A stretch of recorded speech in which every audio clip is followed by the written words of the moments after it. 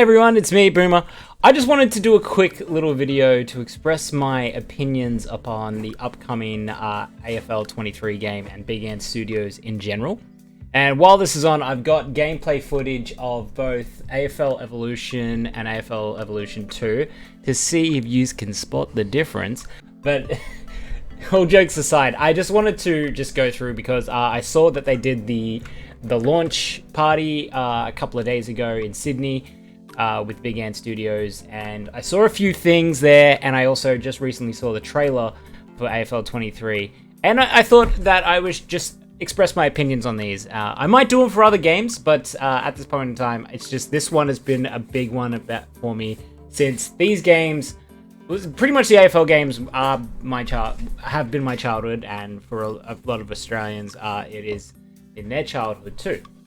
You know, going back all the way from the NES Aussie Rules game, which, you know, playing this sound out of bounds on the full brings back a whole bunch of memories. Oh, that's my phone. I'll be right back. Now let's begin with the trailer of the game. And there was a lot of things that I saw that were like, okay, this is interesting. I'm actually intrigued about it. One of the things is that the multiple selections of AFL jerseys are there. So I'm pretty sure it's the jerseys from like the whole time the club's been there. I could be wrong. There is a possibility that that might not be the case. It just is like, all right, remember this jersey? This jersey was cool. All right, well, there's this jersey, and then there's this jersey, and this jersey, this jersey. Hopefully they can implement both the same for the AFLW and the AFL, because I know that the AFLW really expressed themselves in regards to the Pride rounds. So I'm hoping to see the wide range of Pride jumpers in there. I'm looking to see maybe some of the off jumpers throughout the years, i.e. the Hawthorn preseason jumper, the North Melbourne weird fucking orange one, the Carlton's M&M one, you know, all those different types of jerseys. I just hope they're in the game. I've got a feeling they're not, but I cross my fingers because they've been in the AFL Live games. I know that for a fact, but they were back in the old PS3, Xbox 360 range. So, fingers crossed. Oh, my phone went off again. Going back to the trailer, I didn't want to have my hopes up too high when it came to the gameplay and everything, because every time a trailer comes out, they got to try and make sure that it's perfect and polished for the trailer. So I don't implement that into what the gameplay will be like, because in the end, when you're playing the game, you are looking at it from a top-down perspective, and there is, unless you find it much easier to sort of go from goal to goal ends, that's another one, but again, you're still very high up, because you need to sort of see the surrounding areas of the game. That's just every sports game in general. I don't set my expectations too high, and I don't really think, like, when it comes to sport games, it really matters about the gameplay. Once you nail it, you don't really need to change much, you just probably need to polish it. But looking in the background, you can see that the crowds look a bit more like different models rather than just a polygon person, which is pretty cool. I think that's just with the times of the upgraded system. I put my phone to side, and some of the extra things, but I think these are all just added cutscenes to the game. And what I mean by that is that there are just a bit more celebrations and not the same like 10 celebrations that you see. There is now banners, and there is sort of more a cutscene and a bit more like real life aspect to going through the banners, and the implement of the after the game winning song that gets sung in the change rooms, which is a pretty cool. We've been waiting forever for something like that, but so it's just a little bit extra details that I find very interesting, and I hope that when they do it, it's gonna be like the actual song, because there are some songs that are not just your typical musical number, i.e. North Melbourne. They have this whole long song that's not actually in their theme song when you hear the actual song. So I'm hoping that they do the whole thing. They're not just going to start from Sojourn in the chorus, but we'll see how we go. And now here comes to the point of the video where I start to criticize the game as from what I've been seeing. Now, again, these are just my opinions. I'm looking at it from a third-party perspective.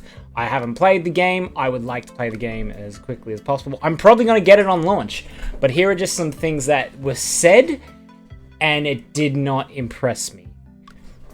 First of all, again, it just looks the same. I don't think Big Ant changed any of the game structures. I mean, I said before, if it's not broke, don't fix it.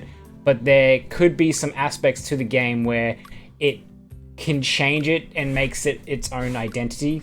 Like the goal kicking animation, it looks the same as what the other games were. The wind directions pointing in the one thing. There's no it's pretty much just walk and run using the buttons, holding it down, etc. There was one that I heard in this, I'm guessing it was one of the Big Ant developers, and he was saying that they were implementing a system where the players can get upgraded each week depending on how well they played, and it's all judged in the aspect of fantasy football type things. I used to do them, but I don't do them anymore, but I know like the system they're doing. If they do a good day one week, their stats will go up. And they're implementing it like it's such a brand new thing for the game, but it's not.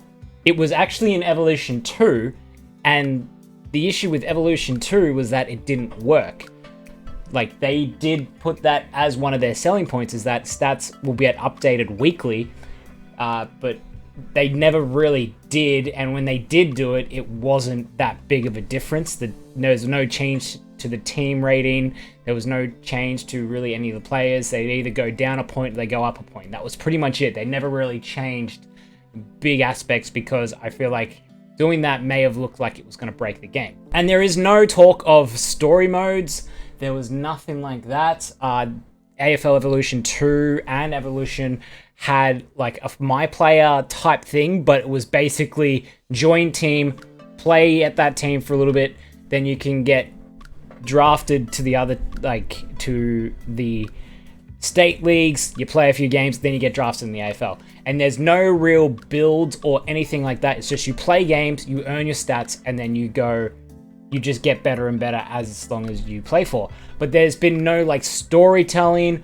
or anything like that, which is like what keeps the other sport games like 2K, FIFA, all those games, keeping them fresh, because they always are changing the story elements. Like, it keeps you wanting to play that. Otherwise, you're just playing online all day. And I feel like game developers don't really want that as their thing. I always see the biggest argument about this is that the game developers don't have a lot of money to do these things.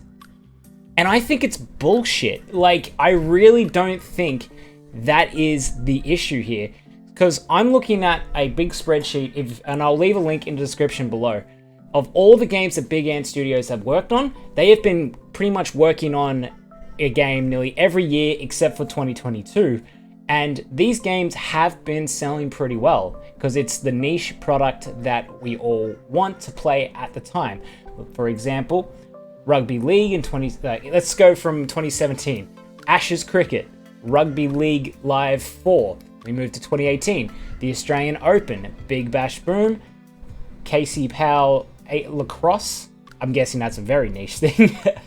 2019, Cricket 19 came out. Australian Open Tennis 2 came out. Oh, sorry, no.